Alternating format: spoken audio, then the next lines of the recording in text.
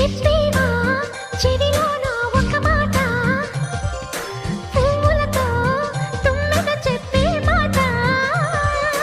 నీ చిరునవ్వు సాక్షిగా తాజ్ మహల్ నాదట, నీ పెదవంచు సాక్షిగా షాజహాను నేనట. నీ తీయని ప్రేమకి నా పెదవే నజరానా, నీ పైటకి నేనిక బానిసనే నెరజానా.